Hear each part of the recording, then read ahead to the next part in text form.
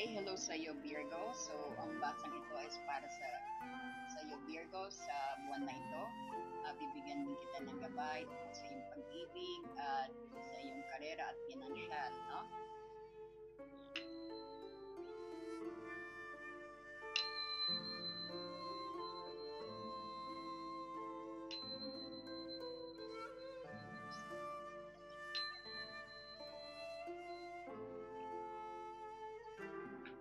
Ayan. So, huwag tayo ng initiba, no?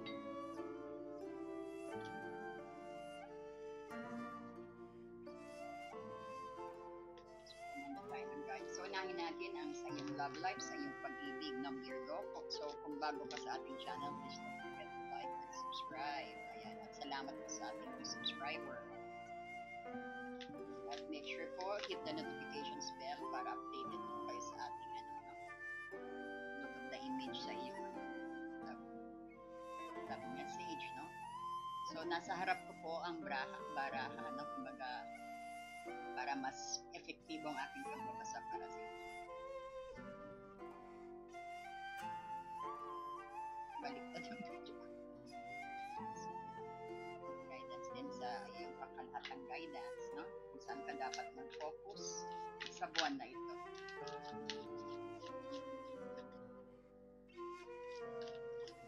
So, kung anong buwan nyo ito napanood, no? Ang mensahe niya ay para sa buwan na yan.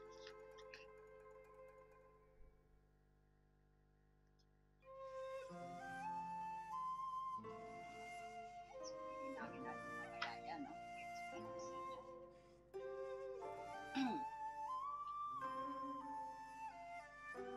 Okay, para po sa kanyang pag-ibig, mga gabay po, at ano po ang paparating sa kanyang pag-ibig. At po makikita din natin kung sino yung makakasalumuhan nyo sa na tao, no? Makakasalumuhan nyo na tao kung anong zodiac sign nila, no? Sa itong buwan na to.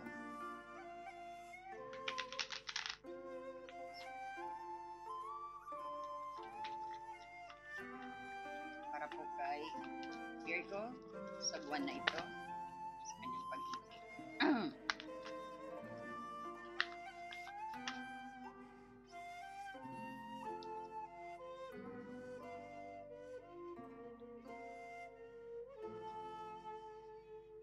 High Priestess, reverse.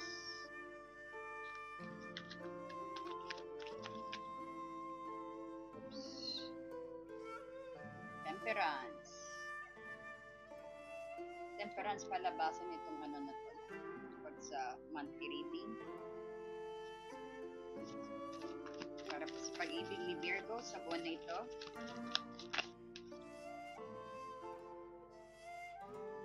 Page of Swords in reverse.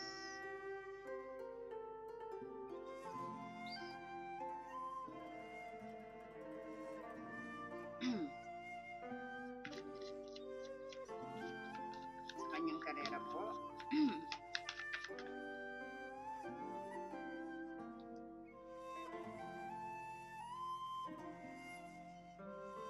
Sa kanyang karera po.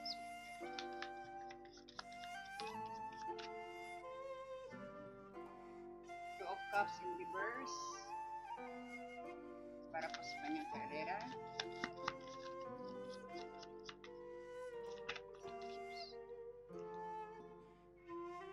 So, kunin na natin yung dalawang bagsak. The Empress in reverse. And Two of Swords in reverse.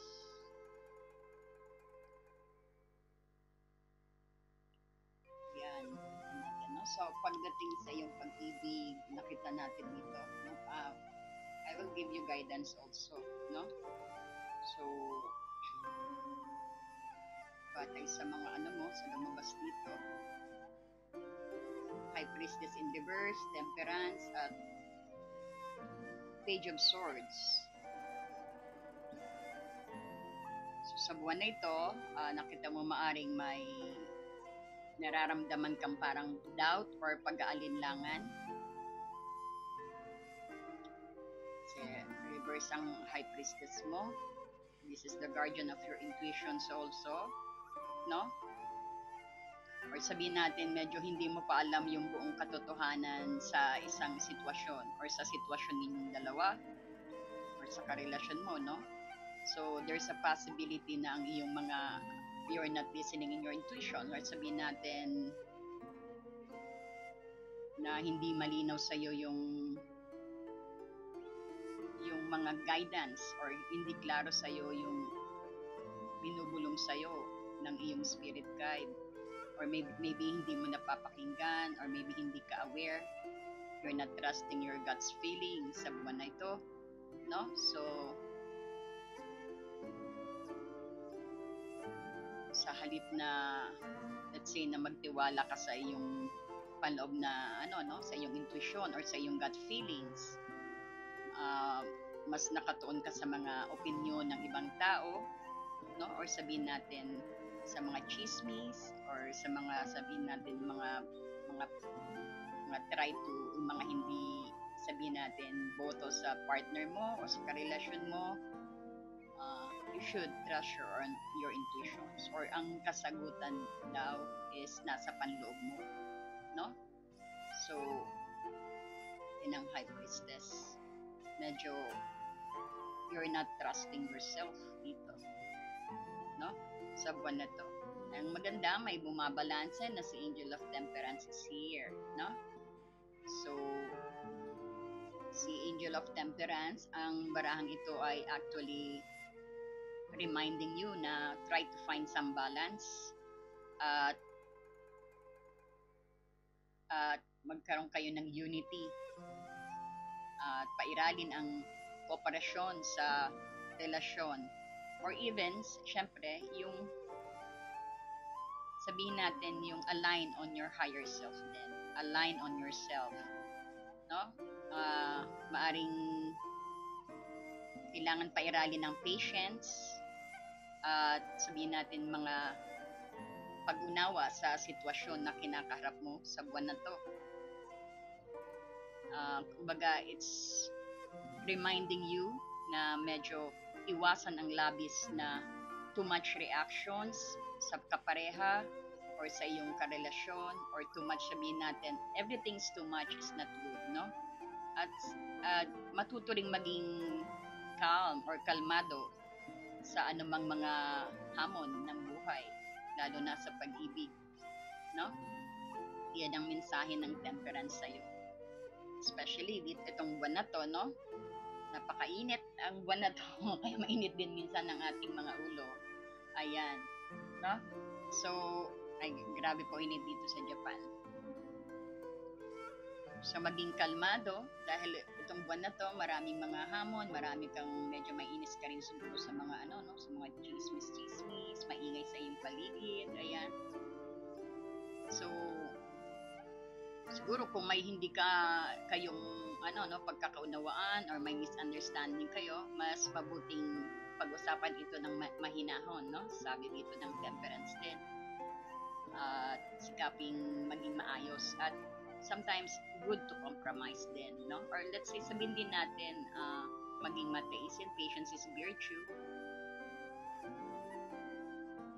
Or sometimes the key here is to compromise, no? Ayan. So may Page of Swords ka rin, and reverse naman siya. May Page of Swords. Itong reverse na to, ito yung nagpapahiwatig na maaring may mga hindi siguro hindi ka na ilalabas, no?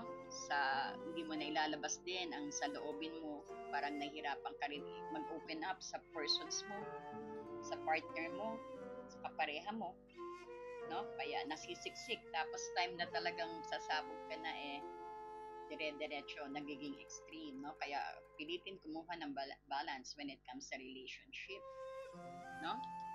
Ito rin is parang mukhang marami ka rin katanungan na gusto mo rin malaman ng kasagutan, no? Especially sa persons mo na medyo nagdudulot din sa'yo ng agam-agam, or mga kaya din minsan nakakapaghinala tayo, no? So, ayan, pinapahiwatig din ng Page of Swords actually ito yung mga chismis, no? Or sabihin natin na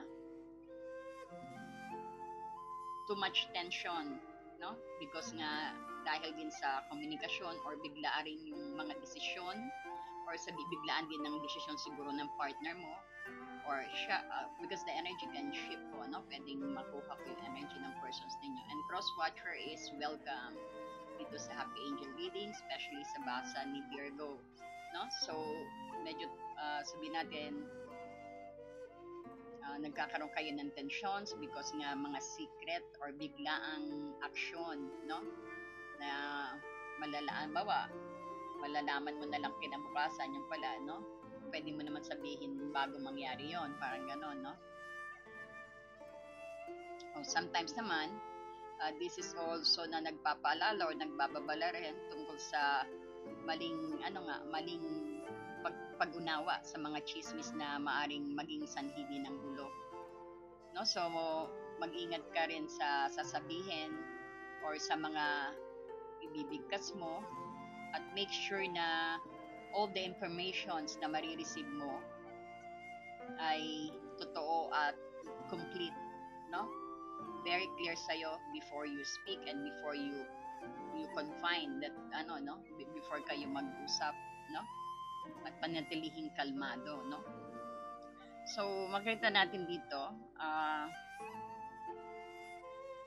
I could give you a little advice din dito, no? Para sa'yo, Virgo, sa buwan na ito, na parang this is invitations din na mag-isip ka bago din kumilos at magsalita, no? Especially when it comes sa iyong love life or sa iyong karelasyon, especially pagdating sa pag-ibig mo, no? So, pag-isipan mo maigi ang mga desisyon, ayan yung huwag masyadong magmamadali, no? Lalo na kung yung basehan mo lang is yung hindi malinaw o hindi ka sigurado or maybe galing sa chismis. So, make sure na pakinggan mo na yung intuition mo, ask yourself, no? Para tiyakin mo din may sapat kang mga informasyon bago mo i-confronta ang persons mo, no? So, always panatilihin ang balanse kasi ito yung parang talking about are you willing to compromise, no? Kung may pagsubok or sabihin nating dapat sikaping maging mahinahon at hanapin nyo ang unity ninyo, no? At maging tapat din always, no? Maging tapat at make sure it's very clear. So, make sure very clear ka at mag-iingat ka actually sa iyong mga babanggitin na salita, no?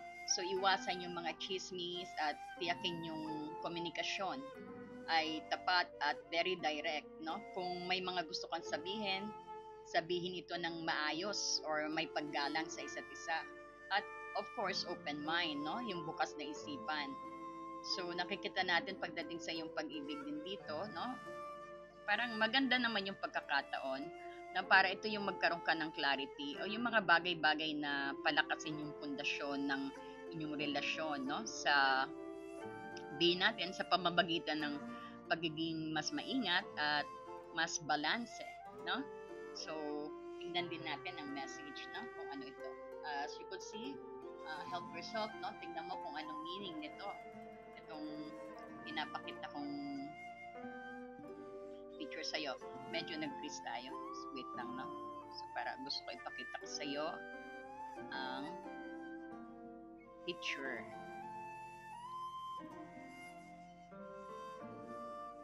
Ayan. So, ano sa tingin mo? No? Ano yung use your intuitions kung anong mensahe ng image na to sa'yo. At nakita mong color medyo siya, parang hindi siya colorful, no? Black color, no? So, tingnan mo yung kung pairalin mo yung intuition mo, no? How this picture came to you, no? So, i-exercise natin ang iyong intuition, no? Ayan. So, ayan pala, forgiveness. Tamang-tama ba? Ang galing na ating spirit guide, no? Forgiveness, ang sabi rito. So, allow me to read it, no? When it comes sa pag-ibig, stop focusing your energy on past event now. Ayan, no? For life is too precious to waste. You create your reality by what you think, dream, and imagine. ang sabi dito, pagpapatawad, no? Huwag tayong mag-focus o huwag natin ilaan ang ating energy sa mga dati nang nangyari, sa mga past event ninyong dalawa, no? Dahil life is so precious, napakalaga ng buhay para isayangin sa ano, no? Sa panahon na yan. Move on, no? Because you create your reality by what you think, dream, and imagine. Napalala rin sa'yo na kung panay nag-hold on ka sa taas mo, no? Na yan pa rin ang ini-entra mo or pinapasok mo. Parang ganyan talaga mangyari sa relasyon. Medyo mayroon kayong, medyo may balakot sa inyong pag-iibigan, no? Sinasabi rin dito, kung ano yung energy mo, no? Doon ka nali-level, no? So, kailangan try nyo palakasin ang yung energy, maging masayahin, be joyful, sama nyo na ang forgiveness din, no? Kasi parang what you think, kung ano man yung iniisip natin, yan yung naimamanifest. If we are manifesting lots of negative, yan ang maimamanifest kung ano yung problema mangyayari sa pagkakas. Okay? So, ayan. So, forgiveness. Talagang dapat dito pairalin daw ang forgiveness, ang pagpapatawad. Okay, so let's go din sa iyong career. So, base dito sa iyong career, sa buwan na ito, meron tayong parang you're not aligned to your higher self. O sabihin natin medyo naiiba ka ng landas, no? Pagdating sa sa iyong career. No? May Two of Cups ka in reverse, plus may Empress in reverse ka, at may Two of Swords in reverse, panay reverse, no? So, nakikita mo rito, para career at financial, no? Bibigyan kita ng gabay din also later.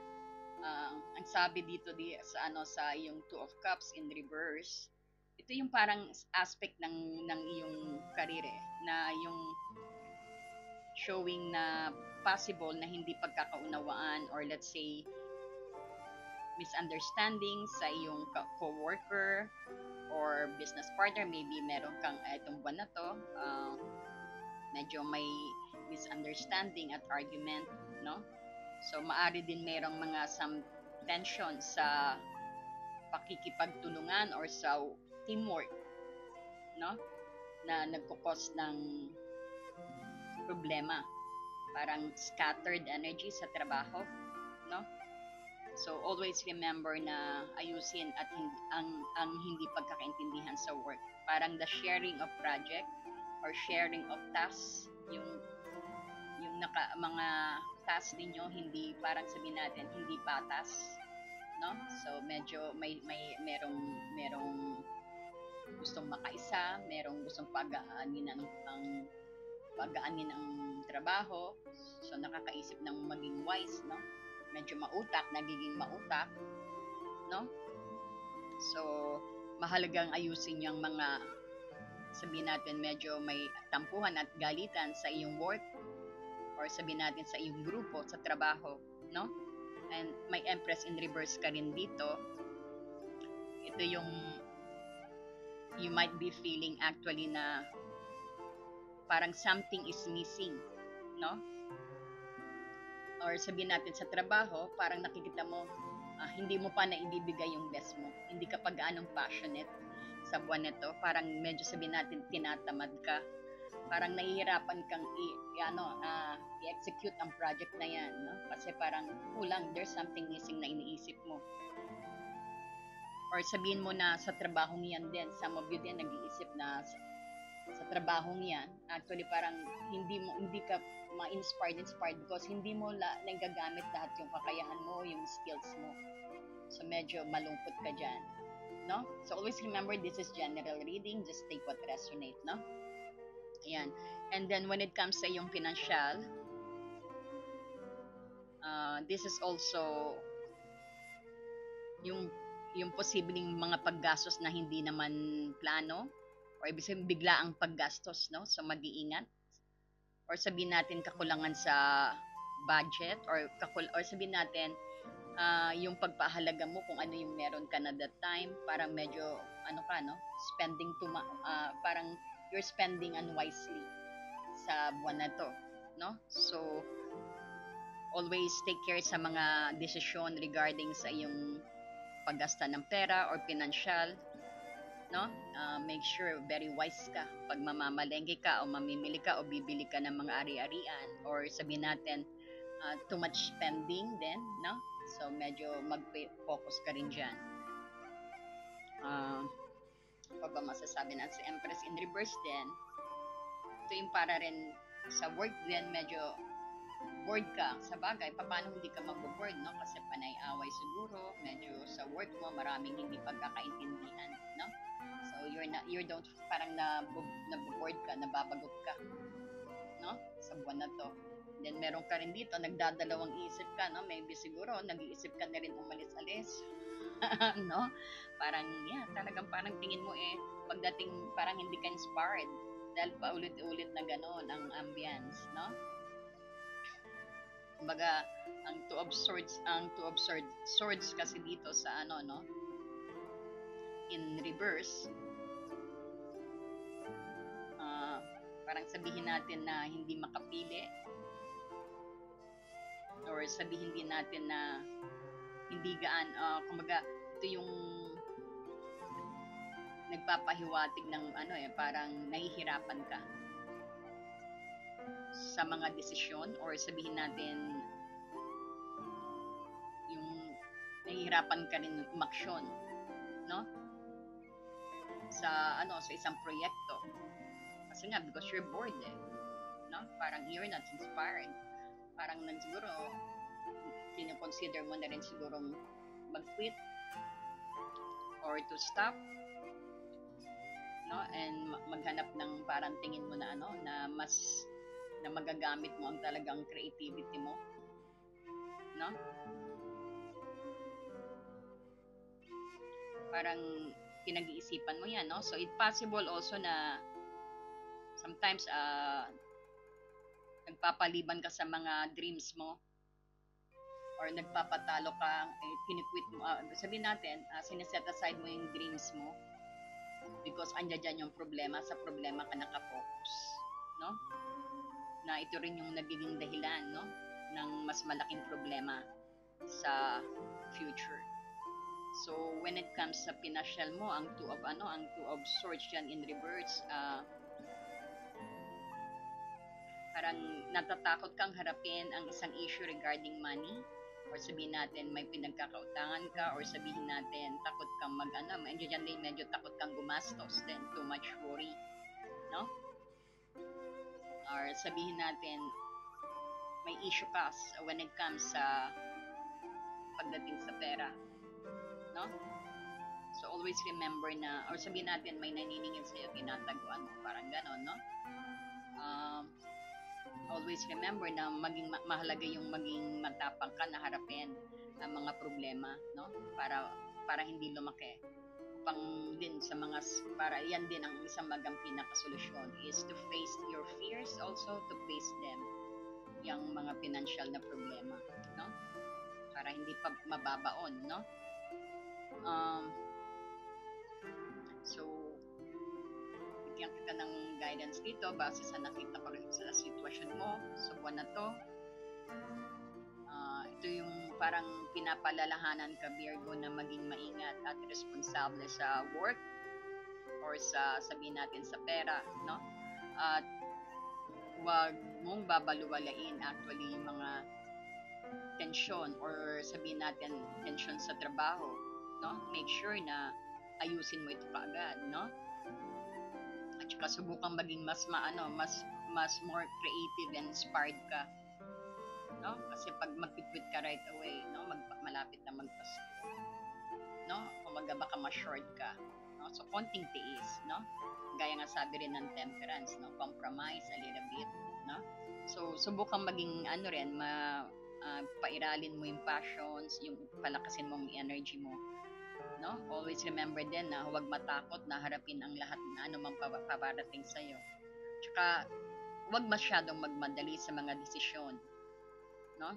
Especially pagdating sa pera, no? Sa financial mo. Kasi the Empress mo is reverse.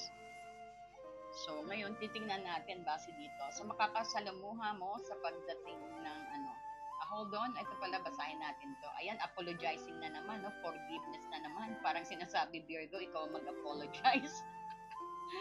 Ayan, Virgo, no? Ang galing naman ng ating spirit guide. Talagang kinakausap ka, Virgo, sa buwan na to. Okay, so itong sa'yo, tanungin mo raw sarili mo, ha? Maging aware ka dito. Am I apologizing for my truth? No? Mag-ano ka ba? Magpapatawad ka ba? Sa totoo? Sa totoo? Parang gano'n, no? So, what part of you is apologizing for your truth and why? Sabi. So, maaari kayong gawin dito, no, sa buwan na ito na maging, today, be proud of your truth. Catch yourself when you want to apologize or withhold parts of it. You never know whose life you will change when you are brave enough to speak it. Be the lighthouse and shines on the courage that lives in all of us. This will give others permission to speak their own truth. There is a room for all of us, ang sabi. No, courage is contagious. No, ayan nga, pag may nakikita na matapang ka, yan yung inspirado ka, ma-attract mo rin yung environment, makaka-attract ka rin, no? Pag nakukuha mo rin, pag down na down ka, na-attract din ang mga kasamahan mo yan. So, am I apologizing for the truth? So, how it comes to you? No? So, anong sa tingin nyo ibig sabihin nito? Kung ano yung part na dapat kayong humingi ng patawad din. No? So, maging proud ka sa sarili mo dahil ito ang totoo. No? Kumbaga, hindi, okay lang na manghingi, pag alam mong mali, manghingi ng tawad. No? Parang ganon. Tsaka sa pagpapatawad na yan, parang meron kang ma-inspired pag pinapakita mo na you're willing to accept din yung mga pagkakamali mo. No? Parang meron ma-inspire din sa'yo. Meron din pupuli sa'yo, no? At least hindi ka na yan tumanggap ng pagkakamali, no? Or sabihin natin na gagaan with that apology, parang gagaan din ang mo at makikita rin ang tapos mo, no? Parang ganon. Ayan. So, nakikita din natin dito, no? Ang mga taong makakasalumuha mo sa buwan na ito, maybe nakakasalumuha mo na sila.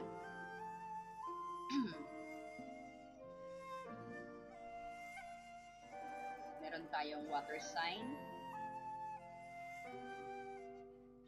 Or sabihin natin Cancer, no? Cancer, Pisces, Scorpio. So, when it comes sa pag-ibig mo, yan siguro. At Taurus, Capricorn, Virgo, no? So pagdating sabihin natin, when it comes sa love, ang water sign is ando doon. Or sabihin natin, maaring magkaroon din ng pag-aalinlangan sa pakikipag-ugnayan sa water sign na yan. No? Ang water sign na yan yung sinasabi kong Cancer, Scorpio, and Pisces. So, sabihin natin, posibleng magkaroon kayo ng issue sa komunikasyon na dapat mong ayusin.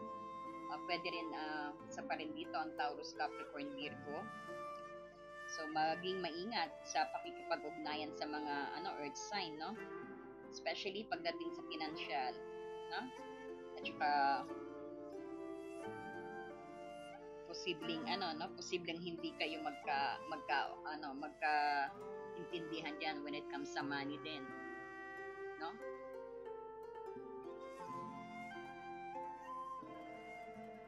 At saka pag yan ng tao na yan ang makakasalumuha mo, mga earth sign, make sure be wise, no?